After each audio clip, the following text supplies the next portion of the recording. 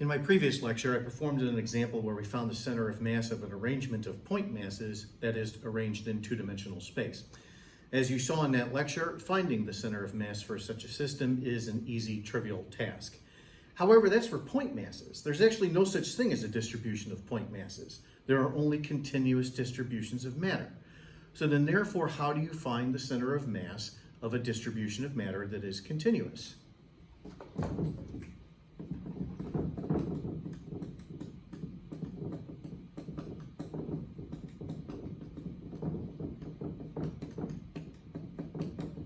Well, let me begin by writing down the definition of the position of the center of mass for point masses like you saw it in the previous lecture. That is like so. Once again, this is the most general way of writing the expression. But now let's go ahead and apply this definition to a continuous distribution of matter. So for example, let's say that right here I have three-dimensional space. And then I have an object in three-dimensional space, let's just say randomly like so. And let's say that this continuous distribution of matter here has a total mass. We'll just refer to that as m. Okay, now take a look at the numerator of this expression. What I need to do is add together the product of each mass with its position vector.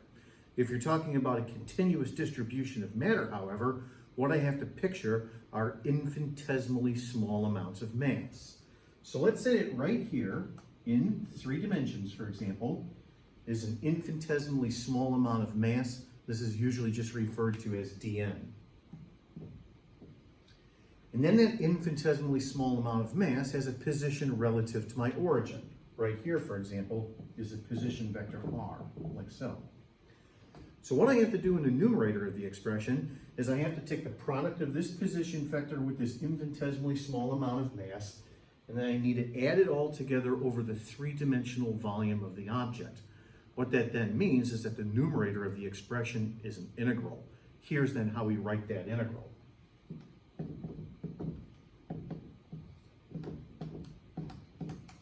Like so.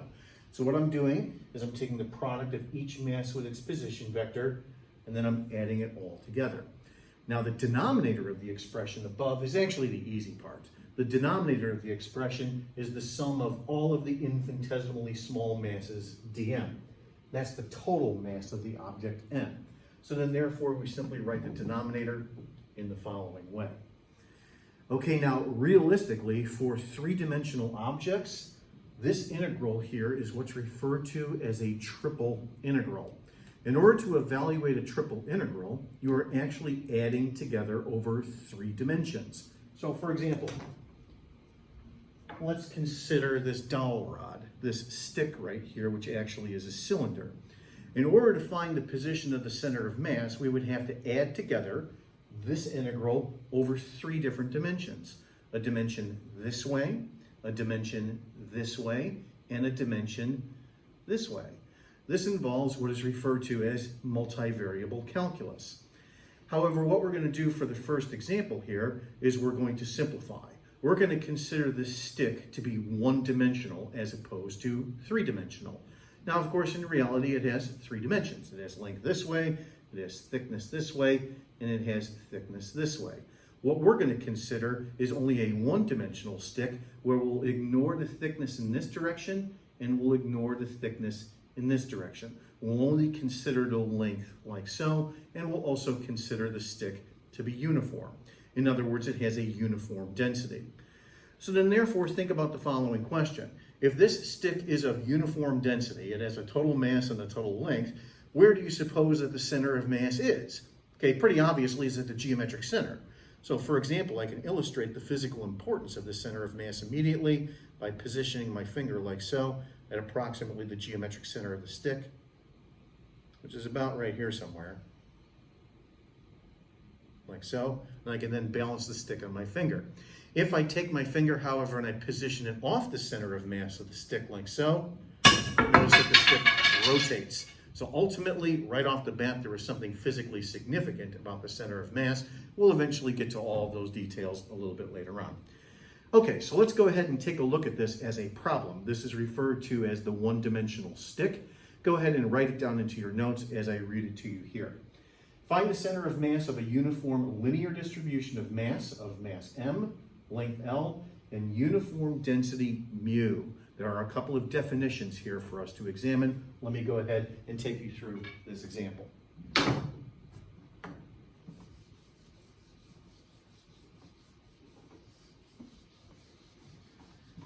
Okay, so this example here is referred to as the one-dimensional stick.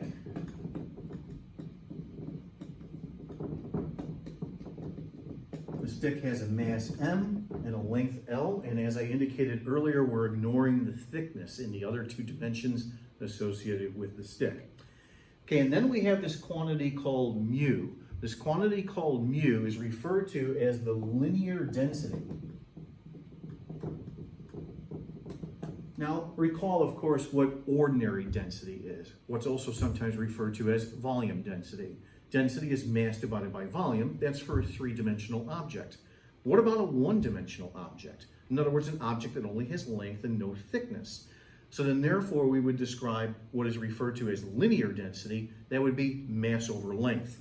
So the linear density mu, by definition, is equal to mass divided by length, okay?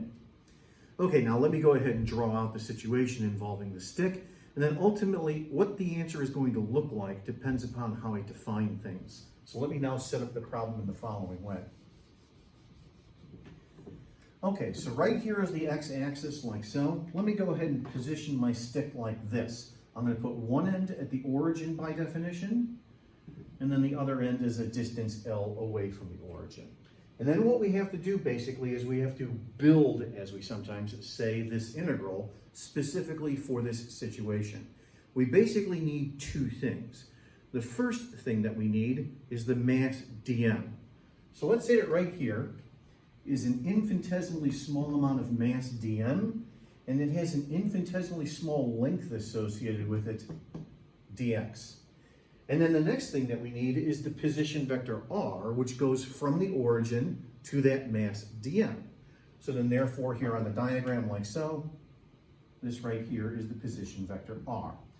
Okay, now let's write the position vector r. The position vector r here along the x-axis has some magnitude associated with it. We'll just call that x. And then the direction associated with it is the i-hat direction, the positive x-axis. Okay, this right here is going to get stuck into here in just a moment. But before I do that, we have to write the mass dm in terms of something that can actually be integrated. This is where the density comes into play. Now remember, the density is mass over length. So then therefore I'm going to write the density as infinitesimally small mass dm divided by infinitesimally small length dx.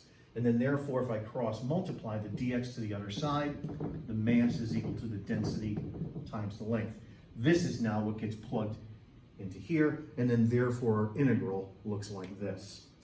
So the position of the center of mass is going to be 1 over the total mass of the stick multiplied by the following integral. First of all, the position r, which is xi hat, and then multiplied by the mass dm, which is the density times the length. Notice that the variable that's being integrated over is the variable x. So then therefore my lower limit of integration is the origin where this end of the stick is, and my upper limit of integration is the length L, where this end of the stick is on the diagram, like so. Okay, now the actual integral to perform here is quite easy to do. There are some constants here. First of all, the density is a constant and the i-hat is a constant. Let's go ahead and pull that out in front of the integral like this.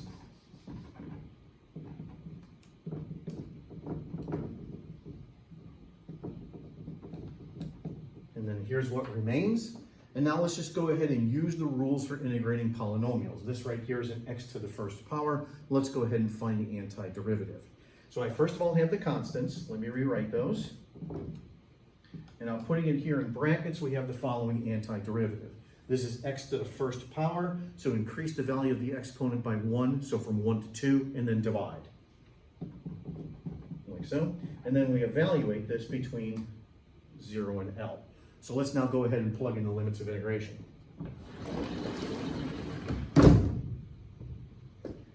Okay, so the position of the center of mass is first of all the constants once again. And then still here in the brackets, I'm now going to have 1/2 times L squared, and then minus 0 with the 0 plugged into the function. So I just end up with 1/2 L squared, like so. Okay, this right here, technically speaking, is the answer. It is the position of the center of mass. However, it's a little bit difficult to interpret exactly what this expression is saying. So then therefore, I'm going to do one extra step here, and it has to do with the density mu. Remember that the density mu is mass over length. Let's now write the density mu as the total mass of the stick divided by the total length. Let's go ahead and plug that into here. So the position of the center of mass is going to be, first of all, I hat over m, let's write that first, and then times mu, which is mass over length, and then times 1/2 L squared. Notice a little bit of cancellation happens. The mass m cancels here, and an L cancels here and here. And then here's what's left over. This quantity like so. Where is that? It's obviously halfway between 0 and L is the geometric center of the stick.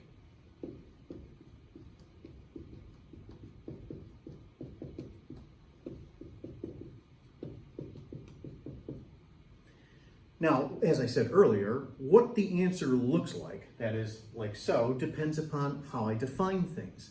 Let me briefly repeat the problem, but I'm going to redefine it in a slightly different manner, but I'm ultimately going to show you that you get the exact same answer anyway. That is the geometrical center of the stick as being the location of the center of mass. Here's now how I'm going to set this up.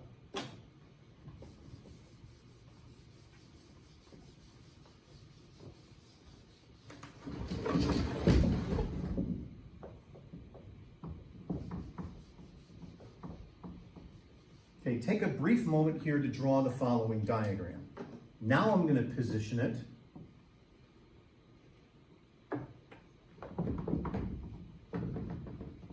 like so. I'm going to position the stick like this, such that the geometric center is here at the origin. Therefore, this position here is negative L over 2, and this position here is positive L over 2. And then I build my integral. When I build my integral, it's exactly the same as what I did before. However, you'll notice that as I was beginning to set this up, what I erased were the limits of integration. Now the limits of integration change. So instead of integrating from 0 to L as I did originally, now what we're integrating is from negative L over 2 to positive L over 2. Other than that, everything else is exactly the same as what I had initially set up a few minutes ago.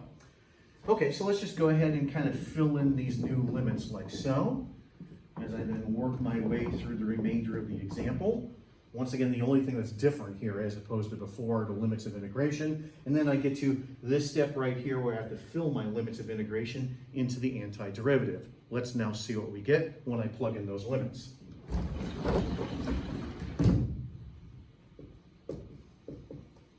Okay, so when I do plug in the limits, first of all, once again, I've got the constants here. U I hat over m, and now I'll put it in brackets, 1/2 times x squared. So I'm going to first of all take the L over 2, plug that in and square it, and then minus 1/2 with the negative L over 2 plugged in and squared like so.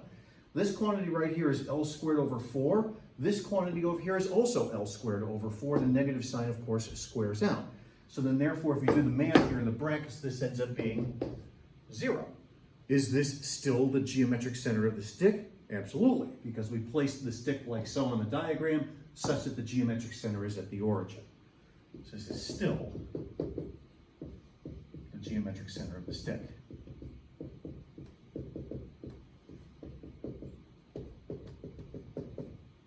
Okay, now with this problem, it is for the one-dimensional case, but as I mentioned a little while ago, in reality, there's actually no such thing as a one-dimensional object. There are only three-dimensional objects, such as this cylinder. So then technically speaking, what we would have to do to find the center of mass of this three-dimensional object is we would have to integrate in this direction as we did. We would also have to integrate in this direction, and we would have to integrate in this direction as well. This would then involve what is called a triple integral, and it involves multivariable calculus. That's what you learn how to do in the third semester of an introductory calculus class. When you take introductory calculus, it is a 3-semester course. If, for example, you take Calculus AB or Calculus BC, or even high school calculus for that matter, you basically are getting most of the first 2 semesters of that course. In the first of those 2 semesters, you learn how to find derivatives of various functions. In the second semester, you learn how to integrate various functions. And then you get to the end of the course in high school, you take the AP exam and you say to yourself, okay, so what? The so what is the third semester. The third semester is multivariable calculus, and that's where you begin to learn how to apply calculus, such as, for example, to situations such as this. Now, for those of you that are enrolled in Honors Physics AB, this is the only example that we'll look at, the one-dimensional stick, of how you actually set up and evaluate the position of the center of mass as an integral.